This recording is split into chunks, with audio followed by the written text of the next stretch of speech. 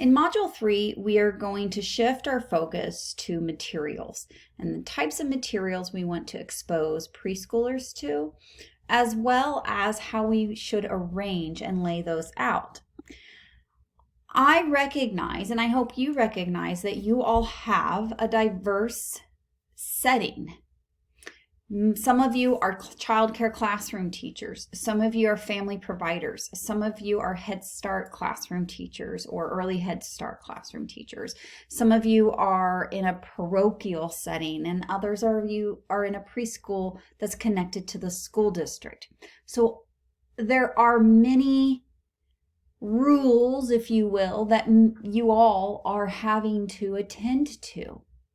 But regardless of the expectations or the framework or the rules that you are maybe having to address, there are early learning standards and there are best practices that are universal no matter your setting. So I want you to really keep that in the forefront of your mind, that no matter what, no matter where you're working with children, these are principles that are applicable in any of these settings.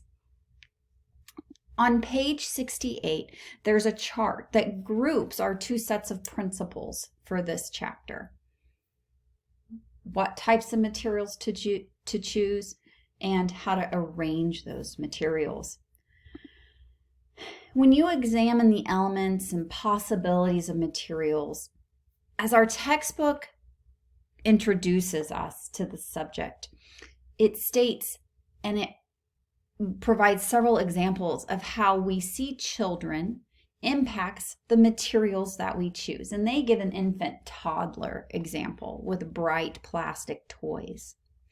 But I thought it was the quote that really jumped out at me and made me pause was, children acquire whatever the adults value and believe the children are capable of, need to know, and deserve. So whatever those adults want, it's just that we model for those children, right? And so I would like you to look around your setting. What do your materials say about what you think about children?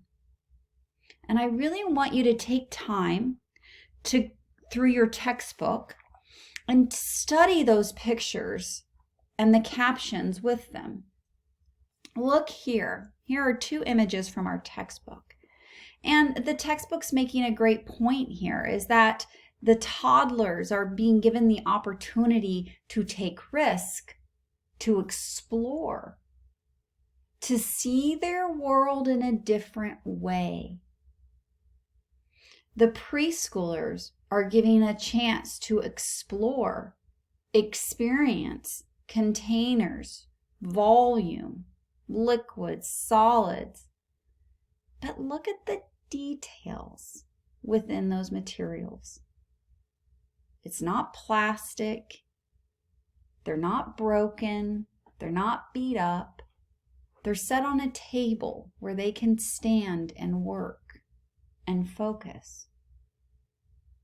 Sometimes with your work in Module 2, I saw us not really thinking about the assignment and what we had read. Instead, what I was seeing is the assignment, and this is what I do. And learning, we want to always be asking, this is what I'm doing. How does it match what I just learned? What do I think about that? What matches the science of what we know about, and in this case, preschoolers? Take time to study those pictures and captions. Keep in mind that close-ended materials are not always a bad choice, but we want to be sure that we have variety and that we are making intentional decisions. So I have a list here of several wonderful close-ended materials that really every preschool classroom should have at least some of the time. but they are not open-ended materials. Some of these do build problem solving, but they don't necessarily build creativity or collaboration. So it's not that closed versus open, one is better than the other, but it's understanding with intentional purpose about why we are choosing that material. So also, I want you to pay close attention around you to how the materials are presented, both in your environment and then how they're presented in the photographs in our textbook. And pay close attention to the condition of those. I wanted to speak to a couple of these points just briefly. Here are two images.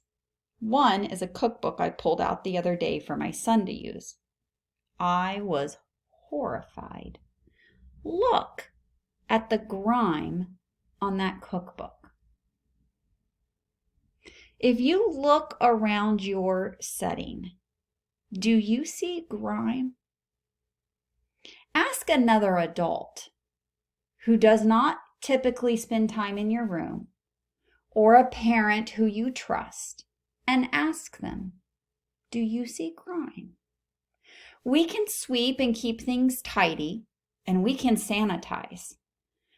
But that does not necessarily mean that things are clean and in good condition.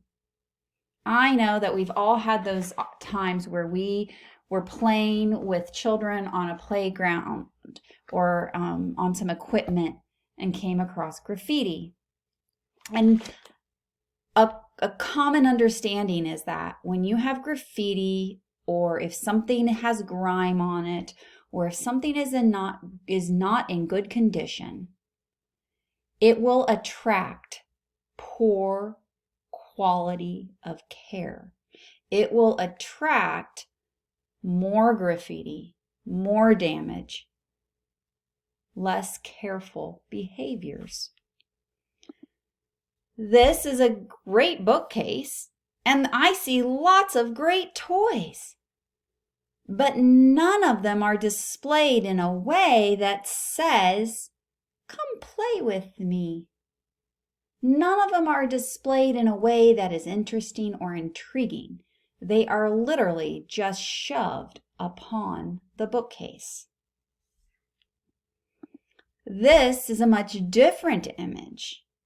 Things are tidy and orderly, but more importantly, I would like you to notice the coats hanging up, the microscopes on the table that are with the slides right beside them, saying, "Come look, come investigate." You don't have to give children specific instructions all the time. Sometimes it's simply saying, "Come, let's play, let's investigate. Let's set out that book with some pictures on it, some bins with some interesting materials." Even if we look at the far table, we see a basket. And I would think, I wonder what's in that basket to do. It draws you in with purpose. This is a beautiful playground. There are many aspects of this playground that say come and run and play.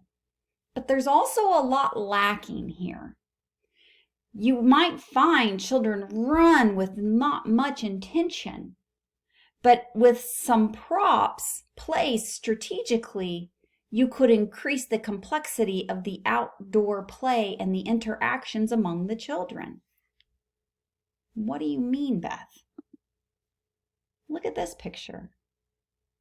Outdoor play, a different type of outdoor play. But the placement of some trucks being out and cones being set out and a road and different shovels and pieces. It says, "Ooh, come dig. Oh, let's look at the lava rock. How do I pick up this rock? Ooh, I can sit and scoop dirt." It's the aesthetics it's how it's set up and presented to us. Not cleaned up for the day, but how it's presented for the children to enter into their play. And so this does not match something like this.